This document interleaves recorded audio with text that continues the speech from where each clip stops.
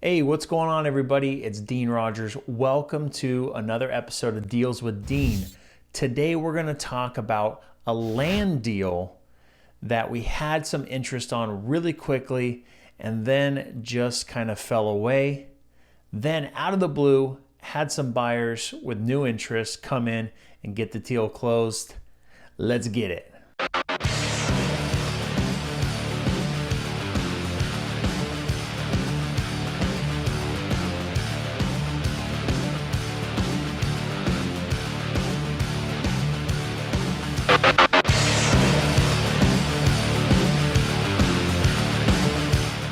All right, welcome back.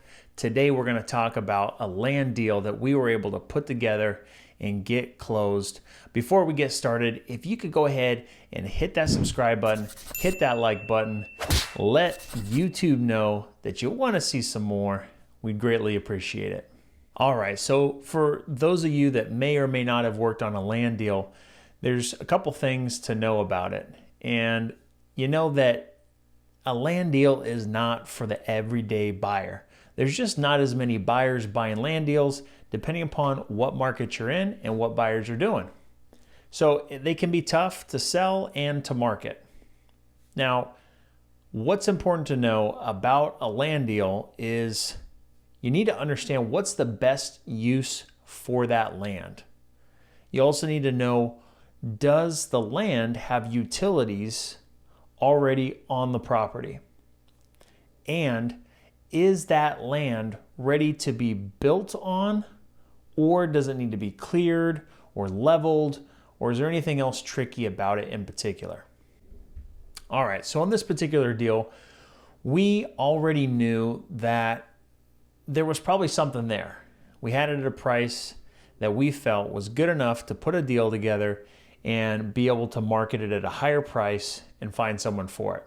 Now, on land deals especially, we like to set really good expectations with the seller and let them know that land isn't I already know exactly what the value is of it and that I'm going to be able to do exactly what I want.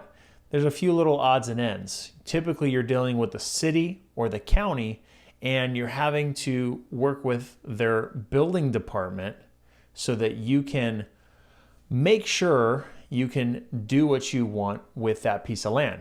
You might be looking to build one individual single family house. You might be looking to build a duplex or a triplex or multiple. You might want to subdivide it into multiple different parcels, build multiple different houses, or build a multi-unit property. Regardless of what you're wanting to do, you have to go through the city.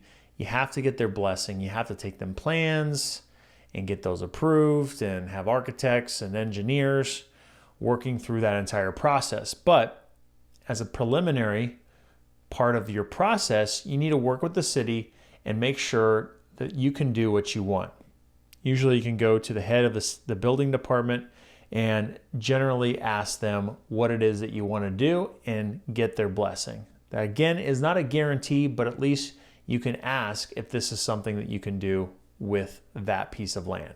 So in this case, this piece of land that we had gotten under contract, we knew that people were going to want to build 4 units on it. That was the best use for this piece of land, but we needed to get approval from the city to make sure that they were going to bless being able to put 4 units on the property. Now, what matters on that is going to be the dimensions of the lot. This lot was a narrow and long lot, so there was question as to whether it was wide enough to be able to put those 4 units and have enough way for a driveway so that the fire department could get in there. So that you would hope and think you could make one quick phone call to the city and get that answer. But another thing that's tricky when you do call the city is making sure you get the right person on the phone and that they're in the office, and also that you get the right answer that you're looking for. Sometimes you can get some wishy-washy answers, or sometimes you might get a no, but you call another time and you get a yes. So that's part of the trick on this as well. So because the buyers that were wanting to buy it wanted to build 4 units, they weren't having the best of luck of getting hold of the city. So whenever that's the case, we always take it upon ourselves to make the phone calls ourselves and try to get these answers from the city. So we had about 5 buyers that were interested at this point. We had 3 of them that were pretty serious.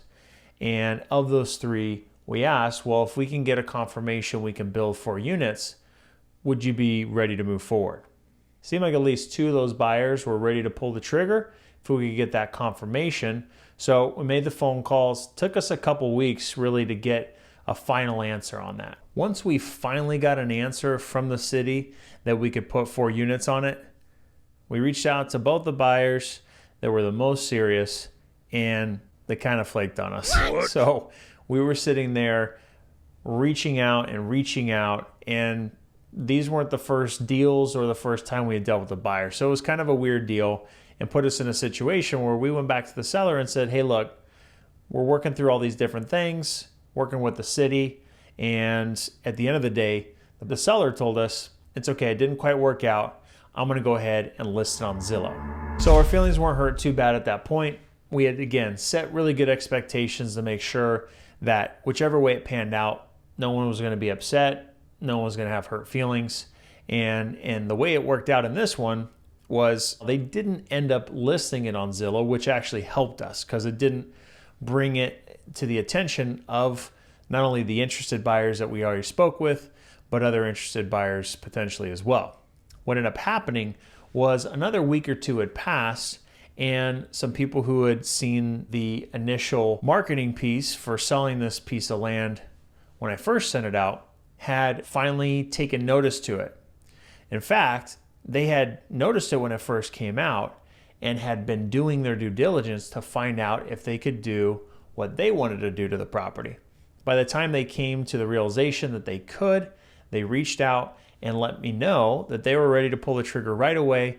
They already did their due diligence. They were ready to rock and roll, and they really wanted to buy it. So we did just that. We got it assigned to that buyer. We got it in escrow, and we got that bad boy closed.